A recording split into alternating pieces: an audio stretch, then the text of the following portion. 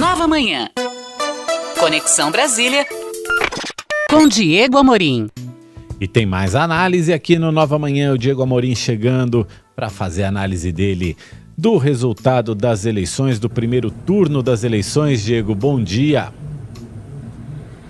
Bom dia, Mauro. Bom dia, Michele. Bom dia, ouvintes da Nova Brasil em todo o país. Bom, os ouvintes estão falando aqui, vocês dormiram aí no estúdio, Michele, Diego, a gente estava em apostas ontem, até bem quase ali o fechamento de fato das urnas, total das apurações.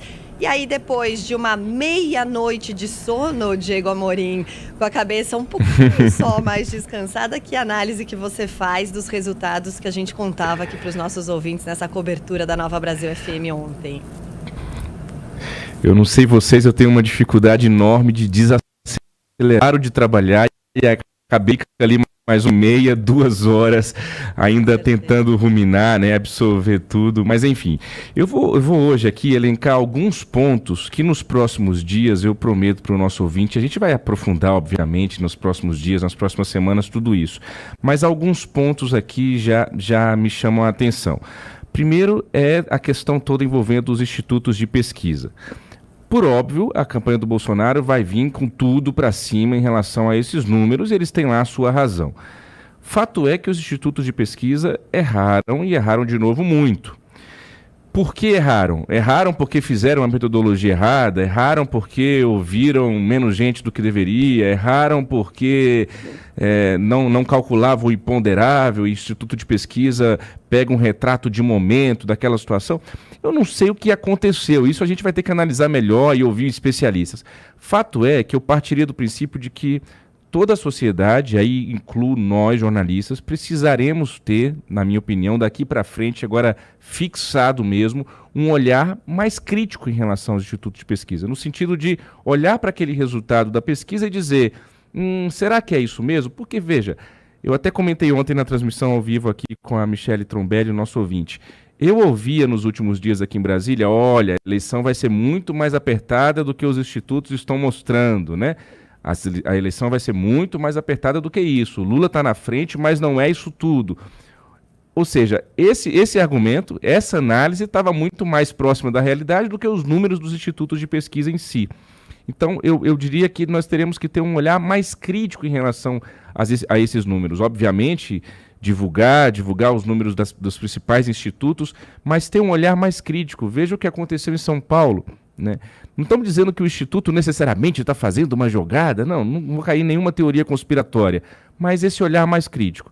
Tarcísio de Freitas em São Paulo é um exemplo, a própria vitória do primeiro turno do Cláudio Castro no Rio de Janeiro é outro exemplo, o Onyx Lorenzoni tendo liderado no Rio Grande do Sul e o Eduardo Leite quase ficando fora do segundo turno ali com o Edgar Preto é outro exemplo, o Piauí é outro exemplo com a vitória no primeiro turno do Rafael Fonteles, petista, deixando o candidato do Ciro Nogueira de fora do segundo turno, o ex-prefeito de Teresina, Silvio Mendes. O resultado da Bahia é outro exemplo, com a Semineto atrás do Jerônimo, candidato do PT. Ou seja, são muitos exemplos em que as pesquisas de fato mostraram um resultado bem díspare do que foi apurado nas urnas. Um segundo ponto é que o voto envergonhado que a gente falava tanto, esse voto envergonhado não foi para o Lula, foi para o Bolsonaro, né? Então esperava-se um voto envergonhado no Lula, mas na verdade tinha muita gente querendo votar no Bolsonaro, mas não queria falar. Então esse voto envergonhado, a gente também, todos nós erramos essa avaliação, a maior parte das pessoas que fez essa análise do voto envergonhado errou. Por que errou? Aí a gente vai ter que avaliar com mais calma. Hoje eu conseguiria dizer o seguinte, acredito que a questão econômica favoreceu muito o Bolsonaro nessa reta final da campanha, com principalmente a queda dos preços dos combustíveis, isso deve ter feito um efeito, deve ter mexido com o voto de muita gente, e aquela análise do menos pior. Muita gente chegando perto da hora da votação, vendo o desgaste do Lula, aquilo que a gente falava, o Lula jogou parado durante muito tempo na campanha, no final ele se expôs mais, vieram os debates, vieram as campanhas de televisão, tivemos todo o rememoramento, né, rememorando a questão da Lava Jato e dos escândalos de corrupção. Isso no final, na reta final, deve ter feito muita gente optar pelo menos pior, e esse menos pior na cabeça de parte do eleitorado era Jair Bolsonaro. Agora, para o segundo turno, a gente vem com o ex-presidente Lula, ao meu ver, ainda como favorito. No frigir dos ovos, o que os institutos de pesquisa mostravam de intenção de voto nele se confirmou, ali dentro da margem de erro. A surpresa foi, de fato, o avanço do presidente Bolsonaro, sobretudo no Sudeste, sobretudo aí em São Paulo. Bolsonaro ganhou bem do Lula quando a gente pega a corrida presidencial, recorte em São Paulo, e as pesquisas mostravam justamente o contrário. Agora, o Lula vai precisar fazer um trabalho, se ele conseguir, de humildade com esse eleitorado do Ciro Gomes e da Simone Tebet. As contas que já fizeram aí de ontem para hoje é que para o Bolsonaro ganhar do Lula no segundo turno, ele vai ter algo em torno de pelo menos 70% dos que votaram na Simone e no Ciro. Então, eu acredito que o Lula chega para esse segundo turno como favorito, vai ser um resultado apertado, o país está dividido. O resultado de ontem é um balde de água fria, sim, na campanha do ex-presidente Lula. Ah, mas chegou à frente com 5 milhões de votos. Sim, mas diante do que se esperava e com todo esse pacote, o conjunto da obra, né, essa vitória do bolsonarismo forte no Senado, na Câmara, e com figuras muito emblemáticas como Eduardo Pazuello, Carla Zambelli, Hélio Lopes, Bia Kicis, Nicolas Ferreira, Caroline Detoni, Jorge Seife, ou seja, são muitas figuras bolsonaristas fortes que ganharam e ganharam com uma votação muito expressiva. Então, a esquerda, em algum momento, isso eu vou falar porque eu vou ouvir muita gente, não consegui ouvir muita gente de ontem para hoje, vou ouvir muita gente hoje, nos dias seguintes, mas a avaliação que eu faço já de largada nessa segunda-feira pós-primeiro turno é de que a esquerda vai ter que repensar esse caminhar todo ao redor do ex-presidente Lula, porque a esquerda vai se desgastando, se apegando e se agarrando ao Lula como se não houvesse nenhuma outra liderança. Eu até trago para isso uma coisa que eu ouvi do meu irmão ontem, na conversa familiar. Ele disse, é impressionante que a esquerda queira caminhar com o Lula tendo o Ciro Gomes como candidato. Né? E a gente vai ver o Flávio Dino agora no Senado. Diego? Boa pergunta a essa altura do campeonato. Deixa eu Boa te fazer pergunta. uma pergunta tá me martelando aqui. Será que uma parte dos eleitores da Simone Tebet e do Ciro Gomes não migraram para votar no presidente Bolsonaro já no primeiro turno, antecipando um pouco o que seria a polarização do segundo turno?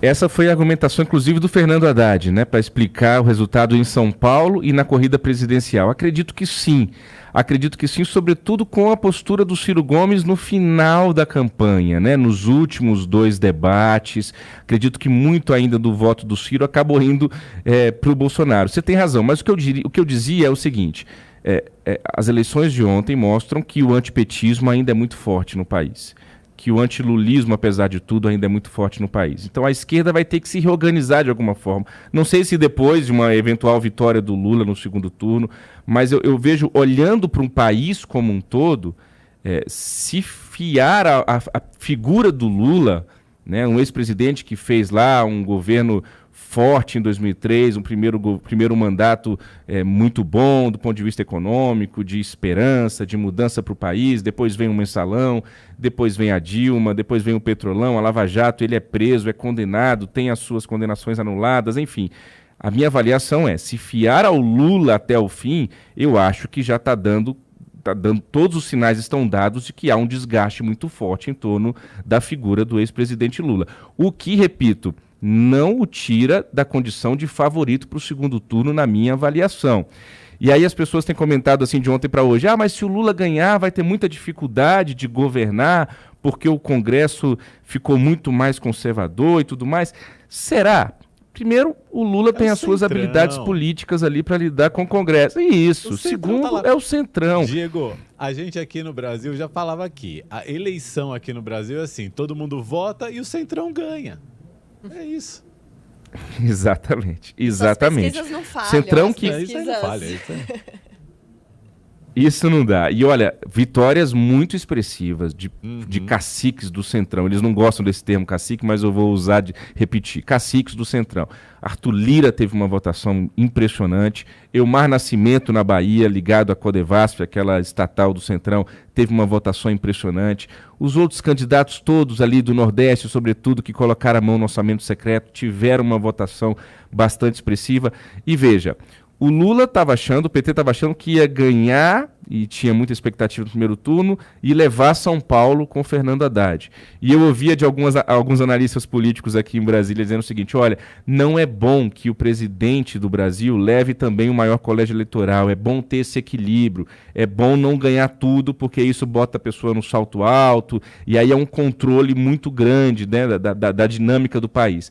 A gente tem o Tarcísio em primeiro, em São Paulo, o Lula primeiro no Brasil.